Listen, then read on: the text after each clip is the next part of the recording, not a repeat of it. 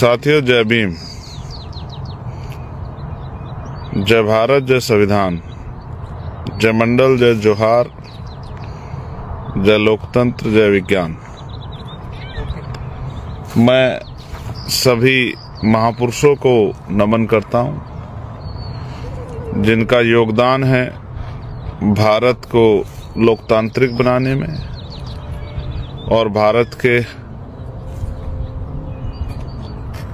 लोगों को, नागरिकों को उनके हक अधिकार देने में।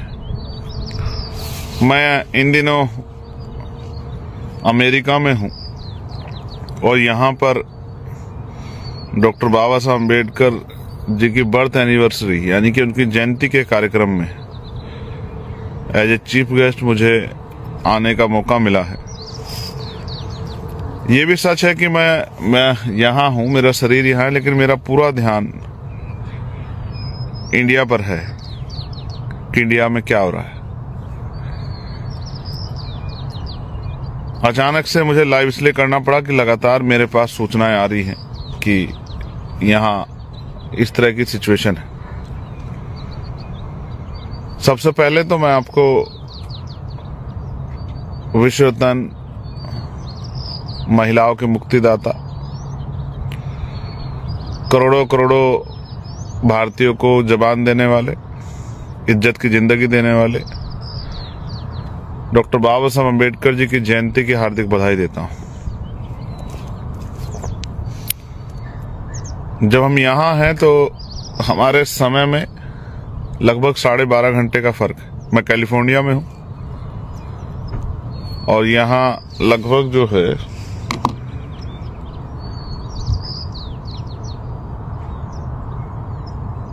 8:12 हुए मॉर्निंग के। तो अक्सर मैं जब लाइव आता हूं तो पहले जानकारी दे देता हूं, लेकिन आज अचानक से लाइव करना पड़ा। यहाँ सूर्य निकला है, दिन हुआ है और आपके यहाँ पे रात हो रही है।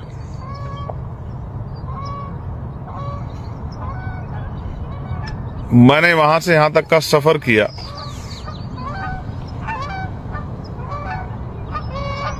तो दिन रात में बदलाव हो गया है, लेकिन हालातों में बदलाव नहीं हुआ है। मैंने पार्लियामेंट में मांग उठाई थी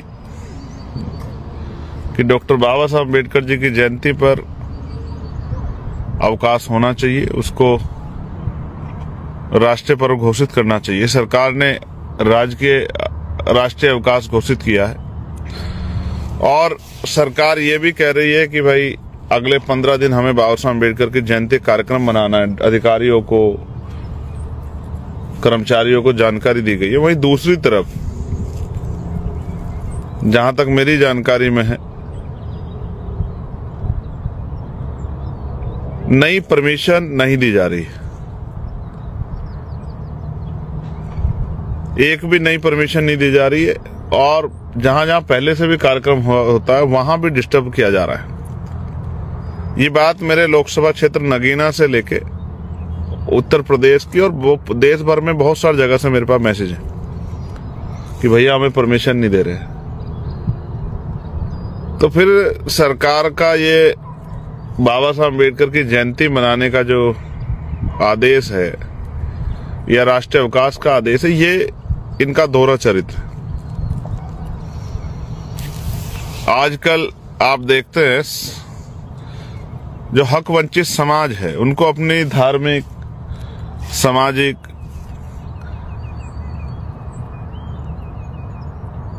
कार्य करने की भी परमिशन लेनी पड़ती है। वहीं हम रोज सड़कों पे देखते हैं कि आज ये यात्रा चल नहीं। जिन बाबा साहब अम्बेडकर ने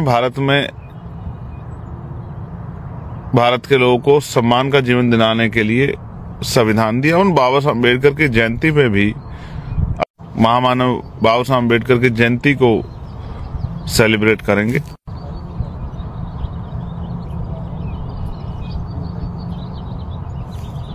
लेकिन आज के लिए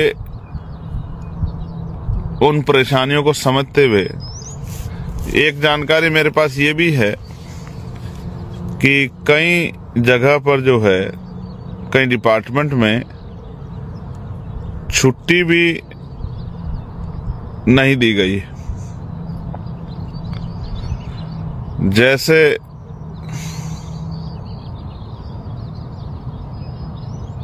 अपर मिशन निदेशक राष्ट्रीय स्वास्थ्य मिशन उत्तर प्रदेश ने ये लेटर जारी किया है कि 14 अप्रैल 2025 को समस्त आयुष्मान आरोग्य मंदिरों पर कार्यक्रम की 17वीं वर्षगांठ पर आयुष्मान आरोग्य शिविर का आयोजन किए जाने के संबंध में। तो इस मिशन से जुड़े हुए उन लोगों को जो डॉक्टर बाबा साहब अम्बेडकर में आस्था विश्वास रखते हैं, उनको बाबा साहब अम्बेडकर की जयंती मनाने की आजादी नहीं।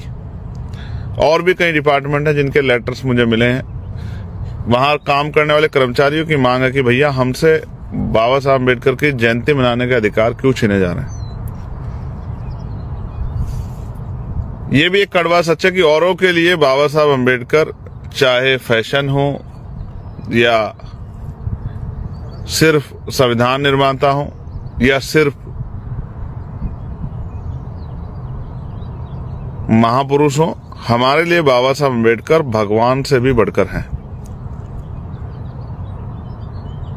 इसलिए मैं सरकार से पुनः ये मांग करता हूं कि देश भर में जहां भी हमारे लोग बाबा साहब अम्बेडकर की जयंती का कार्यक्रम, शोभा यात्रा का कार्यक्रम करना चाहते हैं, अगर सरकार का चरित्र दोहरा नहीं है तो उनको परमिशन देनी चाहिए, उनको सहयोग करना चाहिए, जिससे कि वो डॉक्टर बाबा साहब अम्बेडकर की जयंती के इस अवसर पर अपने और अपने बच्चों के साथ इस जयंती के कार्यक्रम का लाभ ले सके, आनंद ले सके और अपने बच्चों को बाबा साहब अम्बेडकर के बारे में जानकारी दे सकें। जैसे उत्तर प्रदेश सरकार ने तो एक ऑर्डर वो किया है कि भाई इस दिन प्रतियोगिताएं होंगी और उनमें शेड्यूल कास्ट के बच्चे भाग लेंगे, जैसे बाबा साहब अम्बेडकर सिर्फ शेड्यूल कास्ट के हैं। ये सरकार की मानसिकता है, ये सरकार की ओछी मानसिकता है, दोहरी मानसिकता है। सरकार बाबा साहब अम्बेडकर को सिर्फ दलितों तक ही जोड़ कर रखना चाहती है। क्या बाबा साहब अम्बेडकर ने सिर्फ दलितों के लिए काम किया? क्या उन्होंने आरबीआई की स्थापना में रोल नहीं अदा किया? क्या उन्होंने भाखड़ा नागल डैम के प्रोजेक्ट में अपना रोल नहीं अदा किया? क्या महिलाओं को की मुक्ति का रास्ता उन्होंने नहीं खोला, उनको बराबर के अवसर नहीं दिए? क्या उन्होंने मैटरनिटी लीव महिलाओं को, क्या उसका रास्ता नहीं खोला? क्या उन्होंने 8 घंटे लेबर के लिए काम हो, क्या उन्होंने इसका रास्ता नहीं खोला? क्या उन्होंने देश को फ्रीडम ऑफ स्पीच और फ्रीडम ऑफ एक्सप्रेशन नहीं दिया? ये समझने की विषय है। क्या धर्मनिरपेक्षता बाबा साहब अम्बेडकर ने संविधान में सब लोगों के लिए नहीं की? क्या कमजोर वर्गों में SC ST OBC के लिए रिजर्वेशन और अन्य जो है अवसर तैयार नहीं किया? क्या देश के लोकतंत्र में हिस्सेदारी का अधिकार बाबा साहब ने नहीं दिया? तो उन्होंने तो सबके लिए किया, लेकिन सरकारों ने, इस सरकार ने भी और पुरानी सरकारों ने भी उनको सिर्फ और सिर्फ दलित वर्ग तक सीमित रखने का प्रयास किया। ये ओछी मानसिकता, दोहरी मानसिकता अब जगजाहिर हो चुकी है। देश भर की सरकारों से मांग करता हूं, अन्य अन्य स्टेट में, कि वो डॉक्टर बाबा साहब अम्बेडकर की जयंती की परमिशनें दे और उनको अपने जो साथी कार्यक्रम करना चाहते हैं उनको अपने कार्यक्रम करने के लिए सहयोग करे, ना कि उसमें बाधा बने। और मैं आप सब साथियों को भी ये कहना चाहता हूं कि बहुत समझदारी, जिम्मेदारी से ये समझते हुए कि ऐसा ना हो कि कोई दुश्मन, जो विरोधी विचारधारा के लोग हैं, वो आपके कार्यक्रम को डिस्टर्ब ना करें। मेरे पास ऐसे भी सूचना है कि कई जगह पे आपके जयंती के कार्यक्रम को डिस्टर्ब करने की तैयारी भी चल रही है। इसलिए मैं प्रशासन से, पुलिस से मांग करूंगा कि वो जहां कार्यक्रम हो रहे हैं उनकी सुरक्षा सुनिश्चित करें।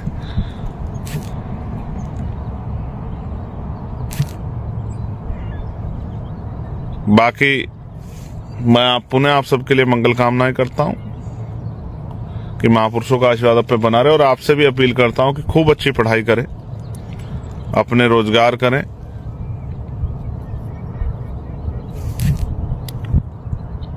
बुराइयों से दूर रहें, एजुकेशन को हथियार बनाएं और बाबा साहब अम्बेडकर के उस नारे पे आगे बढ़ने का काम करो।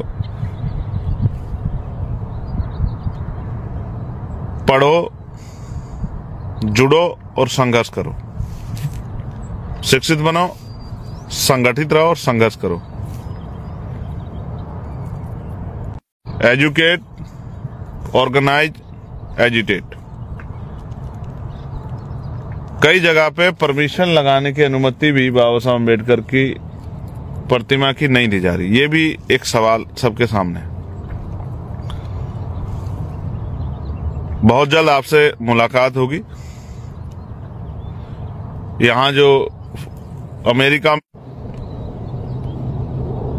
अभी हम लोग बेरिया में हैं, कैलिफोर्निया में, उसके बाद आगे कई जगह के कार्यक्रम हैं,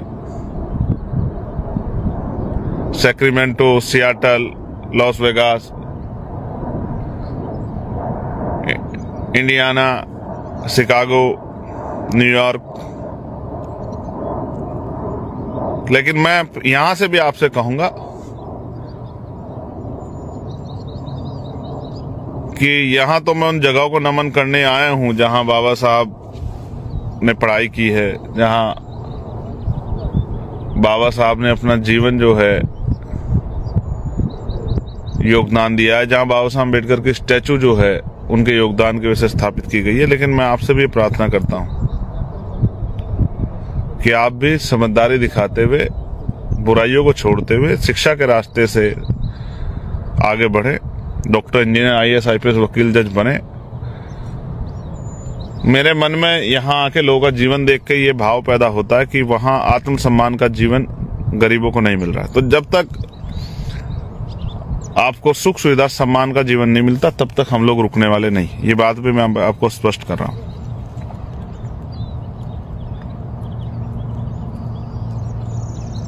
जब तक बाबा साहब अम्बेडकर, माननीय काशीराम साहब और अन्य महापुरुषों के सपने अधूरे हैं, तब तक हम लोग रुकने वाले नहीं।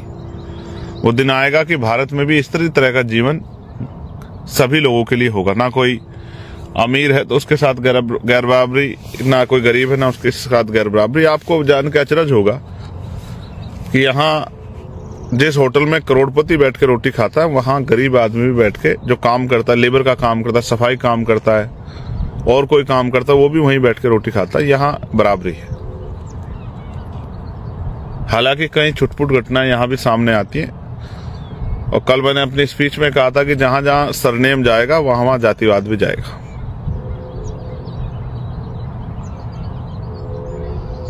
मैं आप सब से प्रार्थना करता हूं, बहुत समझदारी से अपना कार्यक्रम करें। और मैं फिर आपसे कहूंगा कि यहां दुनिया को देख के बड़ी मन में खुशी होती है, लेकिन अपने देश के हाल देख के मन में बड़ी पीड़ा होती है। तो जब तक वहां रहने वाले लोगों को इज्जत सम्मान की जिंदगी और उन पर होने वाले जुल्म को हम लोग जड़ से खत्म नहीं कर देते, जब तक वहां गैर बराबरी खत्म नहीं हो जाती, तब तक हमारा संघर्ष जारी रहेगा। आपका भाई एडवोकेट चंद्रशेखर आजाद आप सबके लिए मंगल कामनाओं के साथ, और आशा और उम्मीद कि ऐसे ही आपका सहयोग मुझे बना रहेगा। जय भीम। इस बीच में जो कार्यकर्ता पदाधिकारी वहां मेरी गैर मौजूदगी में काम कर रहे हैं, उनसे भी आग्रह करूंगा कि वो डटकर काम करें। कहीं कोई घटना होती है, कहीं भी कोई परेशानी होती है, तो अपने साथियों की ताकत बनने का काम करें। घबराएं नहीं, डरे नहीं। जय भीम, जय भारत।